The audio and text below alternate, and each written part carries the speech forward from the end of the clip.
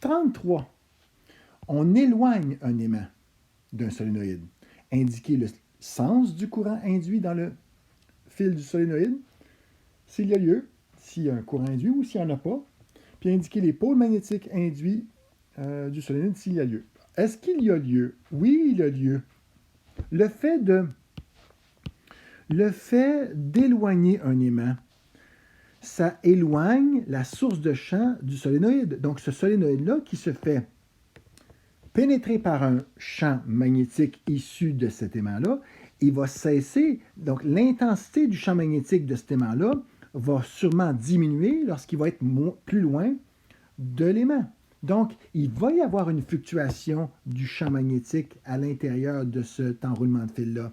S'il y a une variation du champ magnétique à l'intérieur de l'enroulement, il y aura une variation du flux magnétique à l'intérieur de ce solénoïde-là.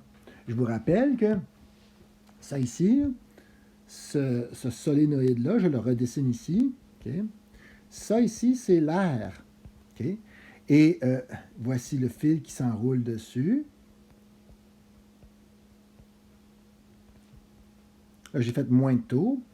Puis, il y a un champ magnétique. Là. Il y a un champ magnétique qui est comme celui-ci. Je le mets en bleu.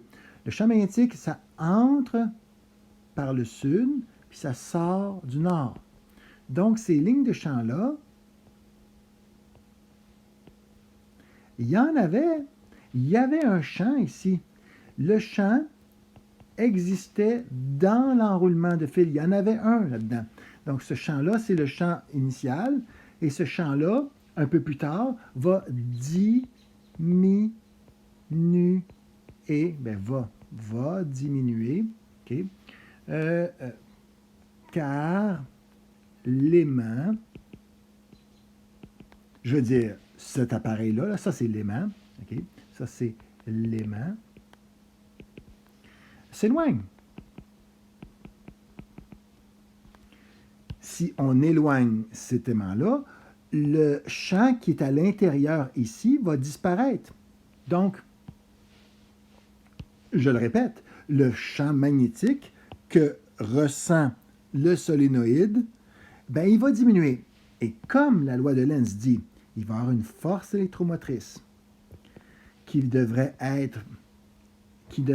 se créer en opposition à une variation de flux magnétique. Le flux magnétique, c'est quoi déjà? Le flux magnétique, c'est B fois A. Quel B? Quel A? Ça, c'est A, puis ça, c'est... Le B, il était ici, là. Ça vient de l'aimant, là, ici. Le B, il était comme ça. Fait que tu as un B qui pénètre ici dans la section A, dans toute cette section-ci, là. Et, je vais en faire un autre. Mais là, le fait d'enlever, le fait d'éloigner cet aimant-là, eh bien, on va perdre.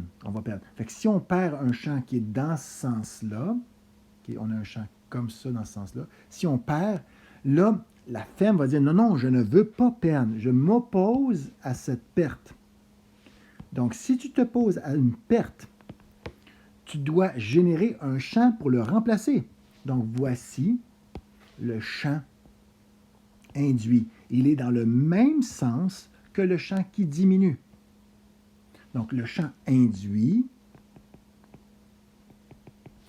dans le même sens que le champ, ou le B, ben, je vais marquer B en, tiens, je vais le marquer en couleur, que B qui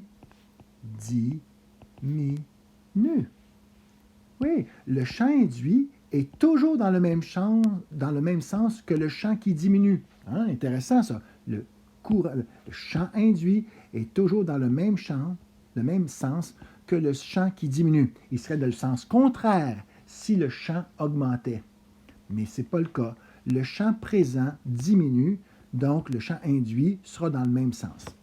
Pour avoir un champ induit dans le même sens, il faut que je place mon pouce. Mon pouce va être dans ce sens-là. Et mes doigts vont s'enrouler autour du solénoïde autour de ça ici. Mes doigts vont s'enrouler comme ceci. Et boy!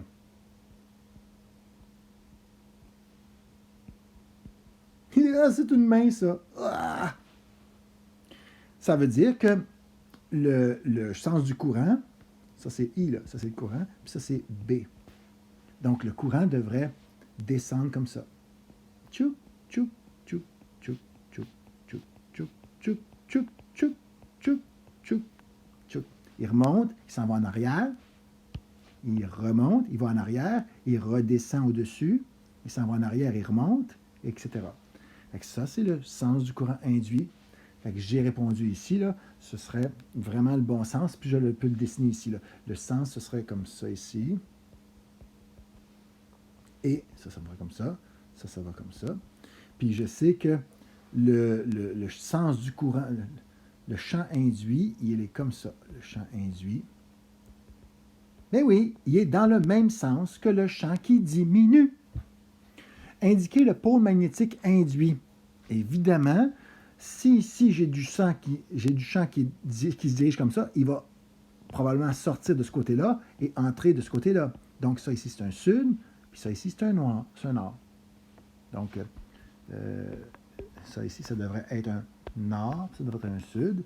Puis le sens du courant, ça devrait être celui-ci. Oui.